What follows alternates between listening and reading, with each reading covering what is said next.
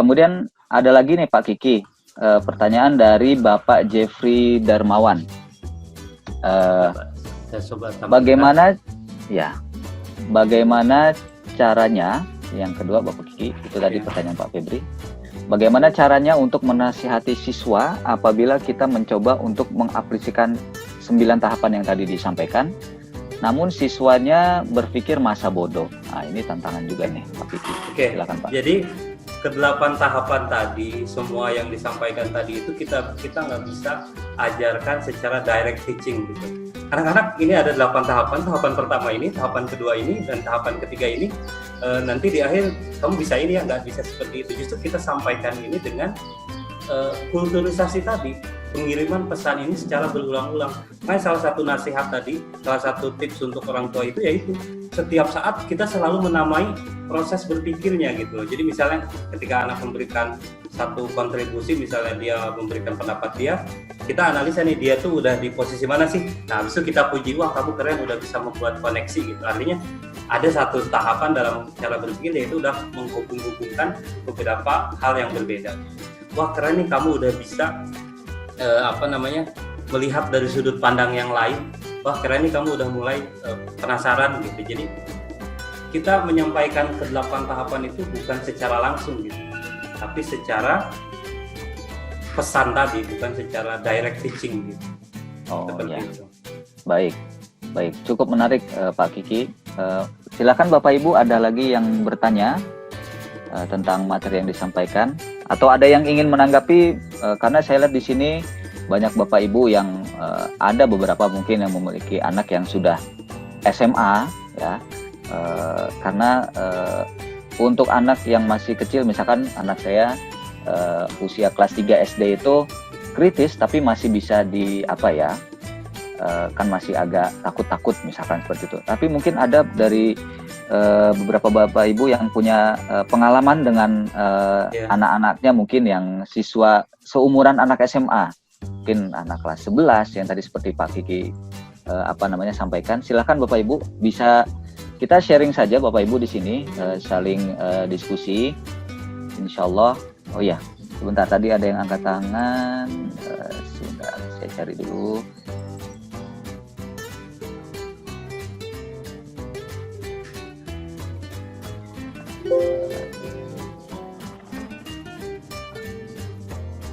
Sebentar saya.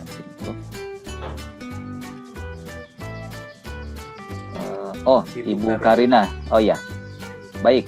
Silakan Ibu. Mamanya Irfan. Oh ya, silakan Bu.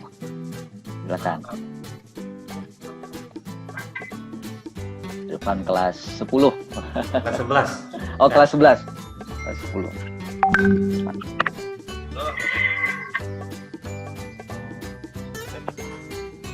Silakan Ibu Karina. Belum terdengar Bu suaranya. Oh, belum terdengar mungkin. Sudah, mic-nya sudah terbuka Ibu. Silakan.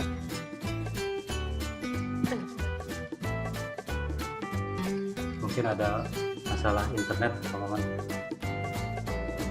Oh gitu. Ya, mungkin sambil menunggu Ibu Karina dengan koneksinya.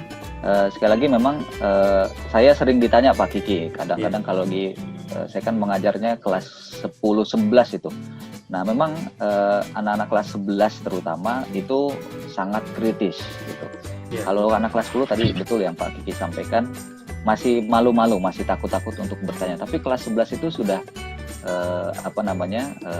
sudah tidak takut-takut lagi, dan alhamdulillah mungkin kita patut bersyukur. Ya, silakan Bu, Ibu. Silakan Ibu. Nanti saya lanjut yang punya saya.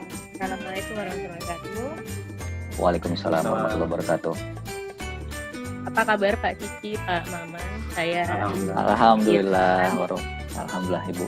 Sehat. Sebelumnya terima kasih saya bisa bergabung dengan sesi ini. Terima kasih juga sama Pak Kiki dan Pak Maman yang sudah banyak membantu anak saya. Saya cuma pertanyaannya satu Pak. Saya itu agak takjub dengan Pak Kiki, Pak Maman, karena Irfan itu susah banget berinteraksi, susah banget untuk berbicara waktu pertama kali masuk SMP pribadi. Ya. Tapi saya nggak tahu bagaimana caranya Pak Kiki dan sekolah membuat Irfan bisa seperti ini gitu. Itu aja sih saya mau bertanya bagaimana waktu itu effortnya Pak Kiki bisa memberikan kepercayaan Irfan untuk bisa maju, untuk bisa seperti ini. Itu aja Pak. Terima kasih.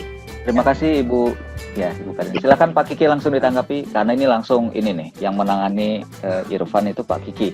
Jadi kebetulan Silakan, Pak. beberapa tahun lalu waktu Irfan masih SMP ya, saya bertanggung jawab sebagai ketua asrama, jadi tinggal bersama juga sama Irfan. Dan saya juga kebetulan bertanggung jawab sebagai guru Olimpiade, dan Irfan juga kebetulan siswa Olimpiade gitu. Jadi kita tuh benar-benar banyak menghabiskan waktu bersama Pak Maman. Jadi salah satu ini dari teman saya, dari kakak-kakak kelas kami, senior-senior kami, memang cara kita mendekati siswa itu ya dengan meluangkan waktu sebanyak mungkin, Pak. Jadi benar-benar mereka itu merasa bahwa saya tuh waktunya buat dia gitu, saya tuh waktunya buat anak itu gitu. Jadi sampai pada tahap itu mereka sudah mulai mendengarkan apa saja yang kita sampaikan, Pak. Kalau udah sampai tahap satu titik mereka tuh percaya bahwa saya selalu meluangkan waktu buat dia, bahwa anak itu merasa spesial, bahwa dia merasa spesial di mata gurunya, itu apapun yang kita sampaikan bisa sampai gitu. Jadi justru itu, ketika kita sudah sampai sudah bisa meluangkan waktu untuk anak-anak kita semaksimal mungkin, nggak harus dalam belajar, dalam waktu bermain, dalam kehidupan sehari-hari dan sebagainya. Jadi tugasnya yaitu, tugas guru itu bagaimana kita bisa meluangkan waktu sebanyak mungkin sampai anak merasa memang kita itu buat mereka gitu, seperti itu. Meluangkan waktu sebanyak mungkin.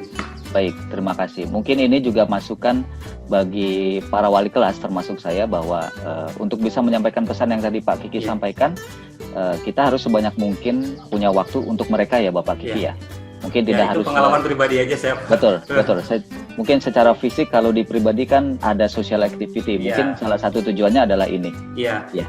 Jadi lupakan dulu lah pesan, misalnya apabila kita punya nasihat-nasihat, lupakan dulu lah nasihat itu.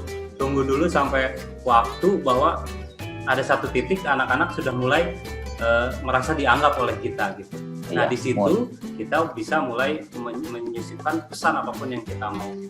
Baik. Pesan Islami, pesan pembelajaran. Baik, intinya anak-anak merasa nyaman dulu dengan kita ya Pak Kiki. Merasa dianggap spesial oleh kita. Betul. Kita meluangkan waktu sebanyak mungkin untuk mereka.